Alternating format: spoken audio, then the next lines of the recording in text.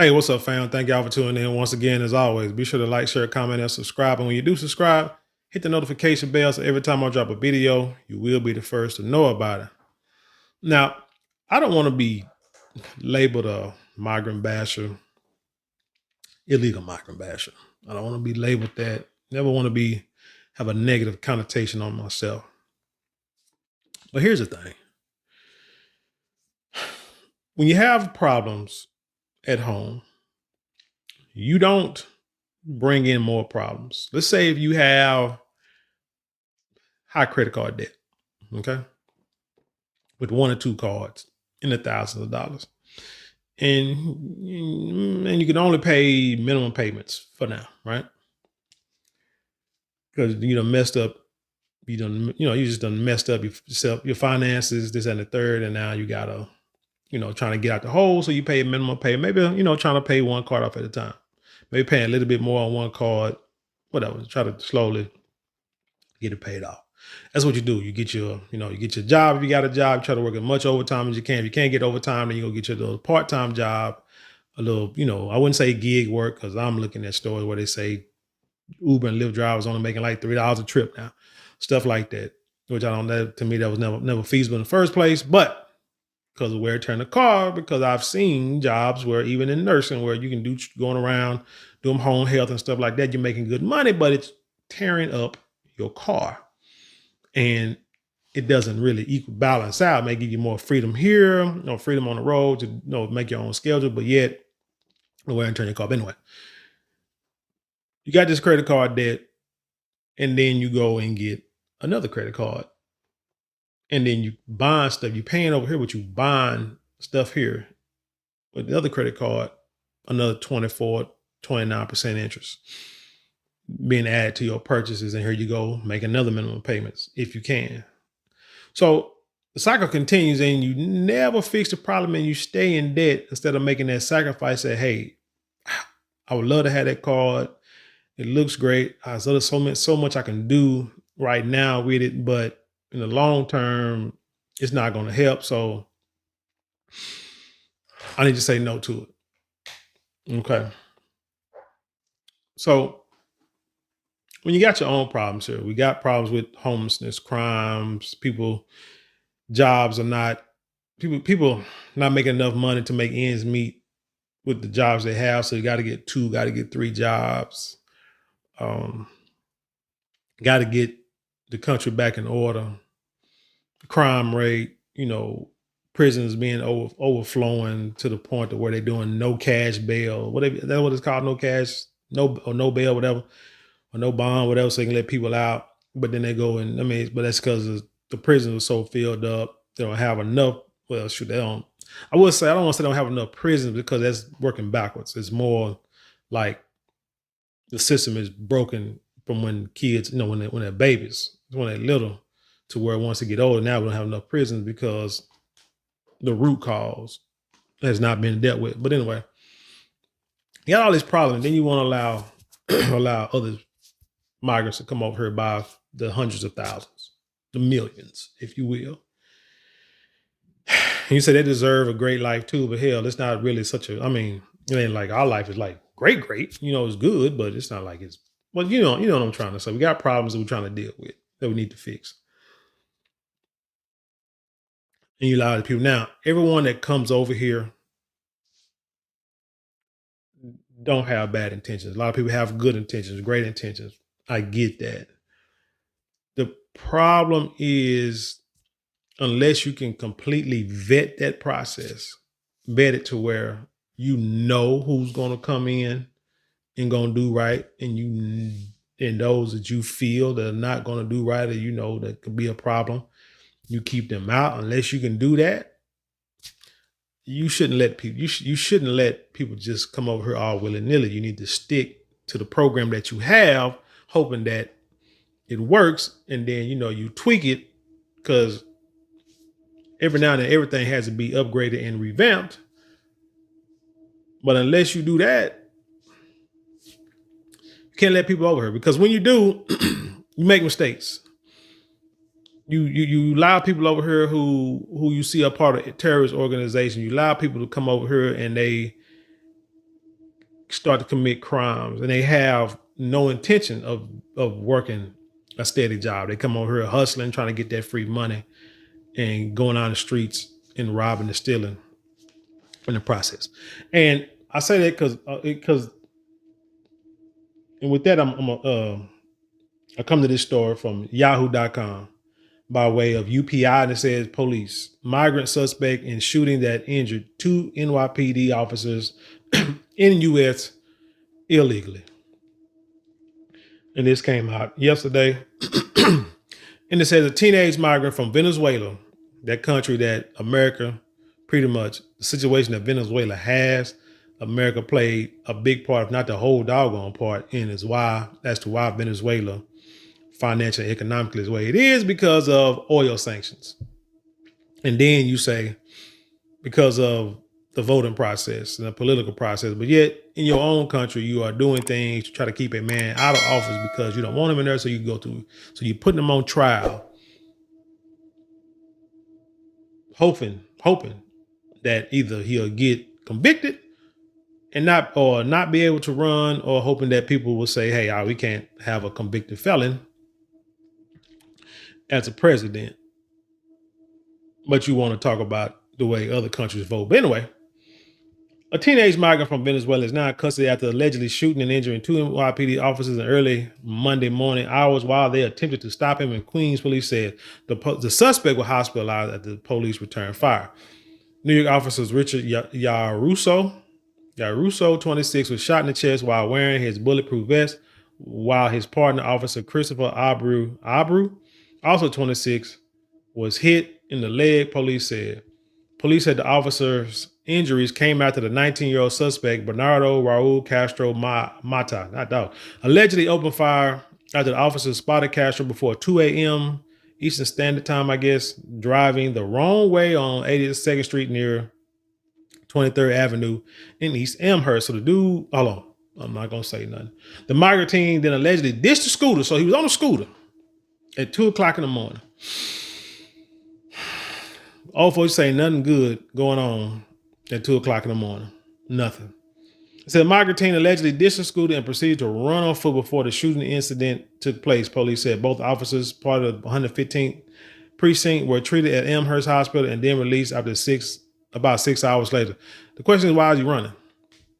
First of all, you're going down the end of the street. Police just want to stop you and say, hey, you're going down the wrong way. I need you to turn around. But he don't know, right? Because he ain't from here. He don't know how rules work. He think, oh, man, see, the police better take out running. Why would you run? This is one reason why police say, when people run, they say, man, what you running for? Man, I was scared. What you scared for? I wasn't doing nothing. If you wasn't doing nothing, what you running for?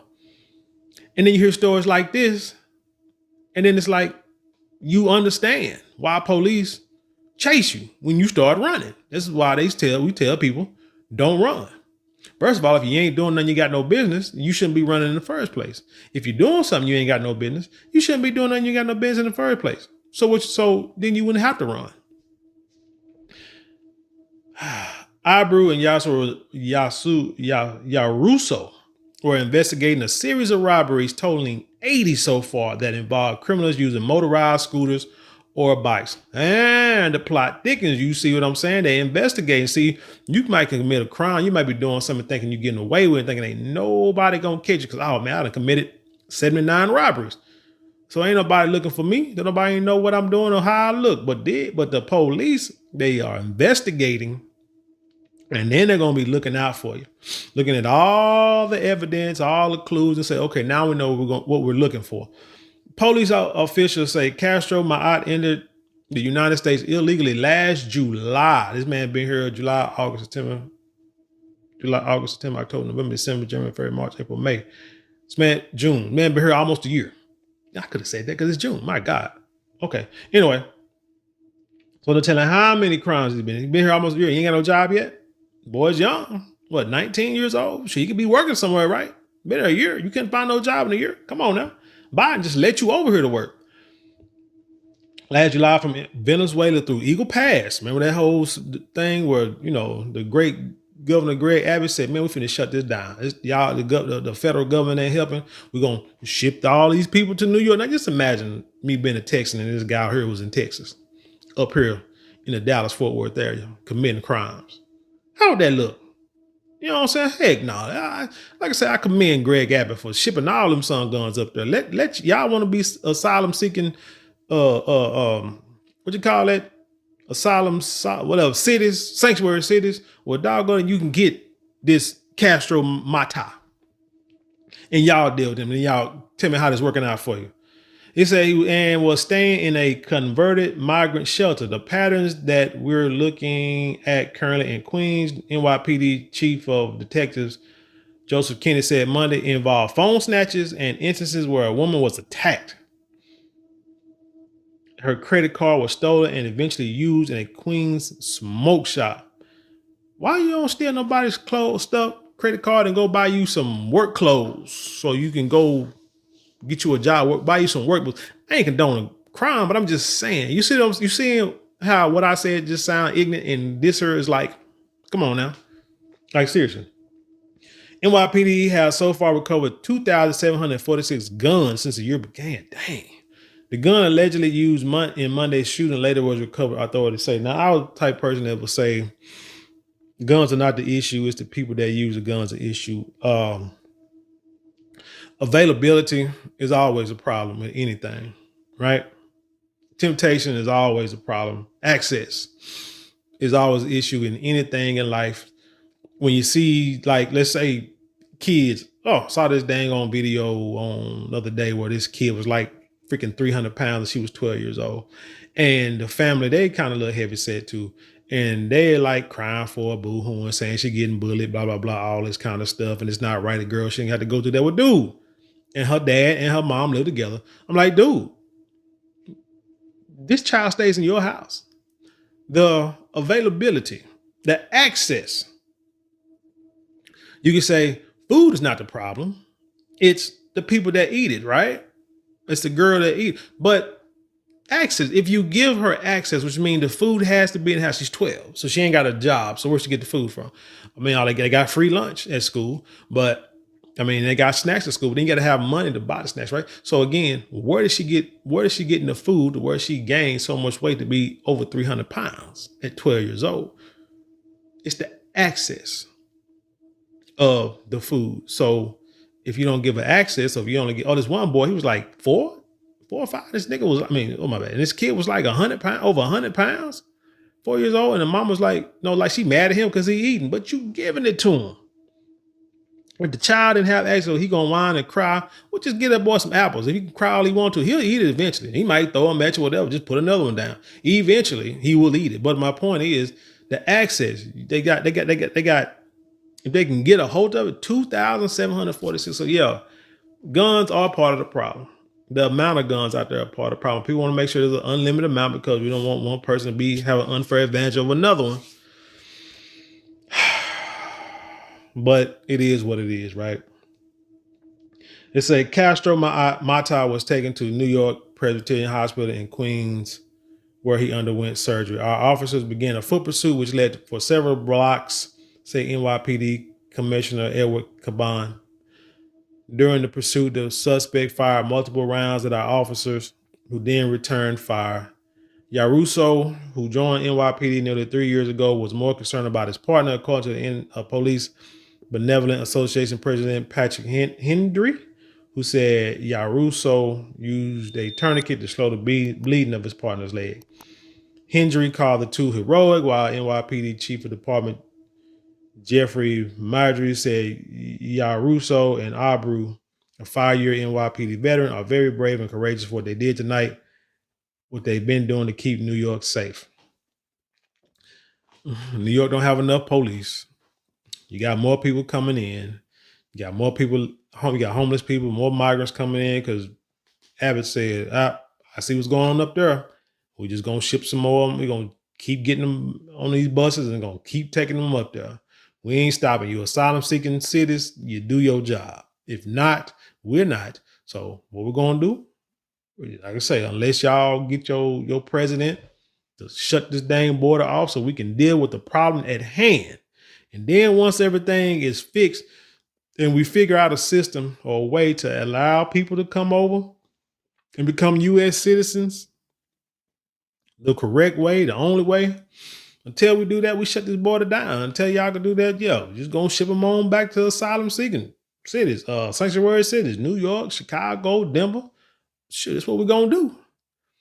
You understand what I'm saying? Because again, you're not fixing the problem. You're not fixing the root of the problem. And you're not explaining to the American people why this is a great idea to allow these people. This boy's a young boy. That boy should be somewhere working. That boy should be in some warehouse working. Yeah, I'm gonna say it because hell, that's what they do down here. That's what I did. Hell, I worked in a warehouse. One of my first jobs was at a warehouse, and I worked there for like 10, 13 years, about 13 years in warehouse work. That's what you do as a man. You go out there and work, able-bodied, until you can find something better, or can you got a plan to do something better, like I did. So, anyway, with that being said, Biden got to go. Long story, no, to give you the cliff notes and to summarize it all, Biden got to go because this is ridiculous. Because you got enough problems as it is with your own people. You don't bring in people that, that could cause problems. If you don't got the system to vet them folk, they can't come in. But anyway, tell me what you think about this story. Leave your comments below, man. Let's dialogue. You know how we do around here. Hey, don't forget to support the channel. I thank you for watching, but you can like, share, comment, and subscribe. 4 ways you can support. Don't cost you a dime, but maybe a couple minutes out your day. Helps me greatly. I appreciate it greatly. If you do want to support monetarily, you can do super thanks, super chat, or go to the description box, click on some links there and support the channel. That way, however you support, hey, I thank you and I appreciate you. And with that being said, I leave you in peace and I'll see you on the other side.